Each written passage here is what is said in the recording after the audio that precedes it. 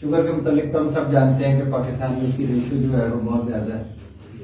Prevalence جو ہے دنیا میں سب سے زیادہ پاکستان میں ہی ہے. اور جو 2017 کا سروے ہے وہ تو یہ کہتا ہے کہ ہر چوتھا پاکستانی شوگر کا شکار ہے. اس کو بھی اب ٹائم گزر گیا، اب تو ایسا لگتا ہے کہ شاید ہر تیسرا جو پاکستانی ہے وہ شوگر کا شکار ہے. اور نمبر آف پیشنٹ میں ہم شاید تیسرے نمبر پہ ہیں چائنا انڈیا کے بعد. تو یہ تو ہم جانتے ہی ہیں کہ شوگر میں ہم بہت آگے ہیں اور پریفرنس بہت زیادہ ہے. اور یہ بھی ہم جانتے ہیں کہ جو وجہ ہے شوگر ہونے کی وہ انسولین ریزسٹنس ہے. اب سوال یہ پیدا ہوتا ہے کہ یہ انسولین ریزسٹنس جو ہے یہ بھی پیدا ہو گئی ہے. اور یہ بھی اکثر لوگ یہ جانتے ہیں کہ جو طرز زندگی میں تبدیلی ہے وہ وجہ بنی ہے ہماری شوگر کی ہائی پریولنس کی. اور جو طرز زندگی میں تبدیلی ہی بچاؤ ہے اس بات سے کہ ہم اگر شوگر کے اس آتے ہوئے سیلاب اور طوفان سے بچنا چاہتے ہیں تو ہم اپنے طرز زندگی میں تبدیلی کی ضرورت ہے. لیکن یہ جو طرز تبدیلی ہے یہ ایک بڑا ٹرکی سا ورڈ ہے. تو کوئی ڈیفائن کرے گا کہ طرز زندگی کیا ہے؟ طرز زندگی کیا ہے؟ کوئی ڈیفائن کسی کے پاس کوئی ڈیفینیشن خیال؟ ہمارے زندگی گزارنے کے طریقے جو موسٹلی زندگی گزارنے کے طریقے، روٹین ڈیلی کی روٹین. اور کوئی جواب؟ اس میں سر یہ ہو سکتا ہے کہ روزمرہ کی زندگی میں ہم جو کھاتے پیتے ہیں، چلتے پھرتے ہیں، کام کرتے ہیں، وہ کیسے ہم گزار رہے ہیں. روزمرہ کی زندگی میں چلنا پھرنا کھانا پینا ہم کیسے کرتے ہیں. اور کوئی جواب؟ جن ایکٹیویٹیز کے ہم ہیبچوئل ہیں. اچھا، جواب جو ہے وہ ٹیکنیکلی شاید سارے کے سارے درست ہے. جب ہم لفظ ڈیفینیشن بولتے ہیں تو ظاہر ہے کہ ہمیں بڑے اسپیسیفک سے ورڈز بول رہے ہیں اور ایسے لفظ بول رہے ہیں کہ جس کے امبریلا کے نیچے وہ سارا جو موضوع ہے وہ سمٹ آئے یا ایکسپلین ہو سکے. تو طرز زندگی کو ایسے ایکسپلین کیا جاتا ہے کہ روزانہ کی بنیادوں پر کیا، کتنا اور کب، کیا روزانہ کی بنیادوں پر کیا، کتنا اور کب ہم کھاتے ہیں، ہم جسمانی سرگرمی کرتے ہیں، ہم ذہنی دباؤ جو رکھتے ہیں اور جو سوتے ہیں. صحیح. یہ چاروں چیزیں یعنی کہ کھانا پینا، متحرک ہونا، ذہنی دباؤ رکھنا اور سونا روزانہ کی بنیادوں پر کیا کیا کرتے ہیں، کتنا کرتے ہیں اور کب کرتے ہیں، کس وقت کرتے ہیں.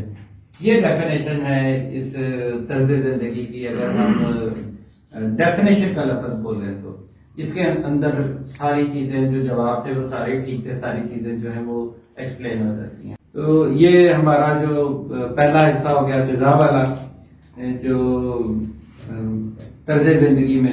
دوسرا حصہ جو ہے وہ ہمارا فزیکل ایکٹیویٹی کا ہے.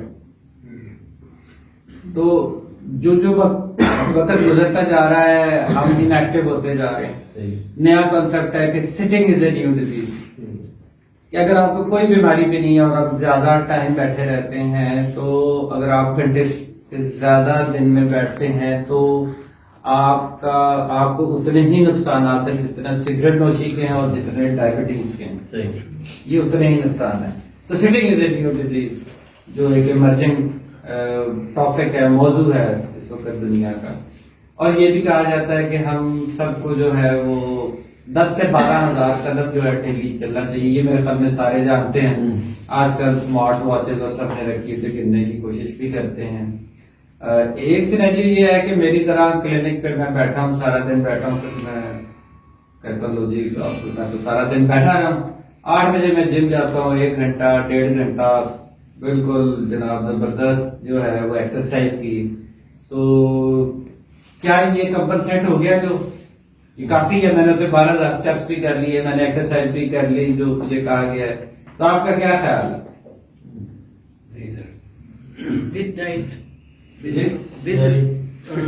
ڈائٹ جو پلان ڈائٹ ہے جیسے ابھی آپ گائڈ کر رہے تھے اس کے ساتھ میں کرنی ہے. اچھا، انہوں نے کہا کہ ایک شرط کے ساتھ یہ انف ہے. تو جواب ہے کہ ایسا نہیں ہے. تو وہی ہارمونل چینجز اور وہ ٹائمنگ. جب آپ ان ایکٹیو ہوتے ہیں، جب آپ ان ایکٹیو ہوتے ہیں، آدھے گھنٹے سے اوپر ان ایکٹیو ہوتے ہیں जिस्म के अपने अंदर कुछ चीजें हैं जो हम नहीं समझ पा रहे। आपका जिस्म इंसुलिन रेजिस्टेंस हो जाता है, और ये जो इंसुलिन रेजिस्टेंस है ये टेम्परेरीली है।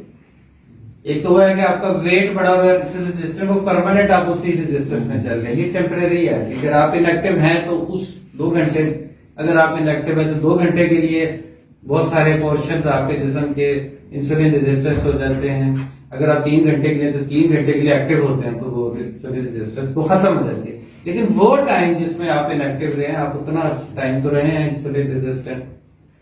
ये बात अभी कम समझी गई है कि मुझे इनएक्टिव होने से, जहां दूसरे बहुत सारे मिसाल हैं उसका, क्योंकि हमारा टॉपिक शुगर है, हम उस नजर से इस बात को देख रहे हैं। तो सारे दिन में एक्टिव रहना जो है वो जरूरी है, और 1 घंटा अगर आप बैठे रहते हैं तो 40 to 60% जो लोअर लिम्ब में ब्लड की सप्लाई है वो कम हो जाती है।